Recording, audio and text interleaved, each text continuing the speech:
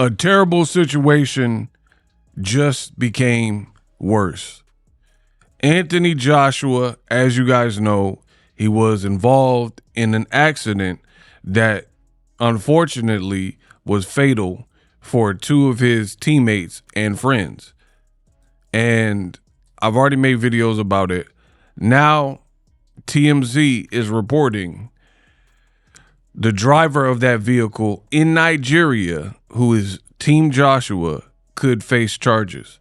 What up, Fight World? It's your boy Ego, and I'm back with some more boxing. So I have it pulled up, link in the description. Report: Anthony Joshua, driver in crash, could face charges after being released from the hospital. So a terrible situation, and now it just becomes worse.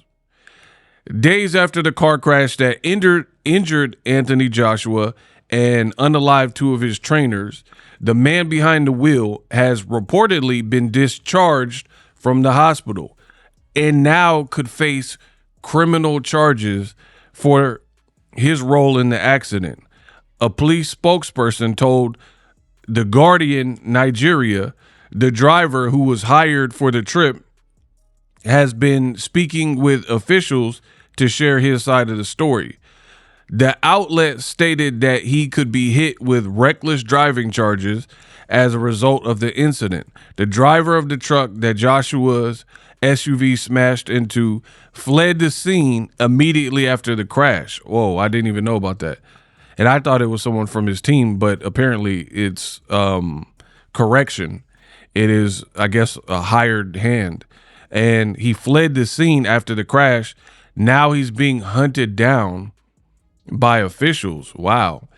As we previously reported, Joshua's trainer and longtime friends, which I've already talked about, rest in peace, Senna and Latif, were unalived on that congested expressway. 36-year-old knocked out Jake Paul. We know about that. Members of the boxing community were quick to send their thoughts, prayers with Anthony Joshua and those impacted, including Jake Paul himself. We have yet to hear from AJ. So this horrific scene, again, it got worse because now the driver is wanted and they're looking for him and he could get persecuted. And I'm not surprised, to be honest. Driver has given this statement. Okay, so the driver, this article, he's given the statement. Also, he could be prosecuted. He's been discharged. So I guess he told his side of the story. But with profound sadness that two close team members have passed, man, horrible. And I don't know. It's just like, I guess you go to other countries and things are set up different.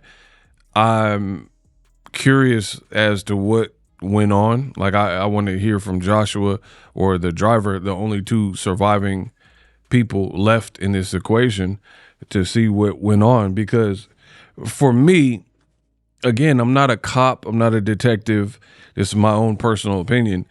Looking at the accident and the carnage to the vehicle, I really feel there had to be a high rate of speed.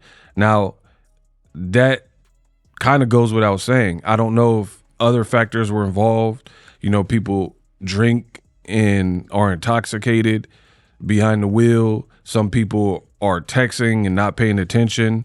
You know, some people are trying to rapid lane changes. I don't know. I don't really know what went on, but definitely am curious. Again, prayers out to everybody affected by this tragedy. And it's a crazy story. And it's weird that the guy is wanted because you had him pretty much in custody at the hospital. So how do you let him get out, and what does it take to get charged? Listen, you got to understand, and my parents told me this too. Driving is a responsibility. It is not a right. It is a privilege, right? So at the end of the day, you always have to think about others on the road.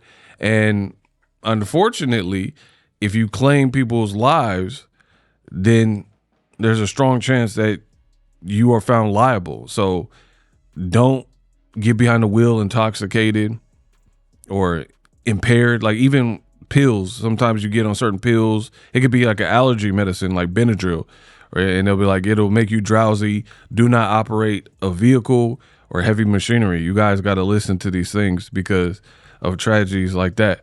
Let me know what you think. Drop your thoughts in the comment section. Definitely wild to see how it's playing out in Nigeria. For more boxing news, I will keep you posted. And Joshua, he should just take a lot of time up, bury his friends, and rest up. God bless. Godspeed.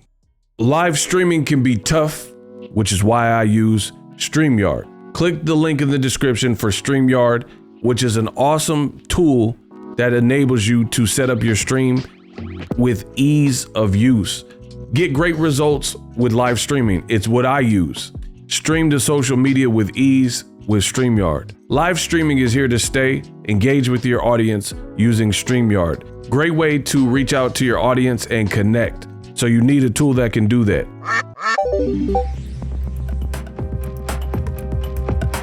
If you're new to YouTube and you're struggling to get views, one tool I can provide to you is TubeBuddy. I've been on YouTube over 10 years. I use TubeBuddy daily to crank out videos just like this one that you're watching.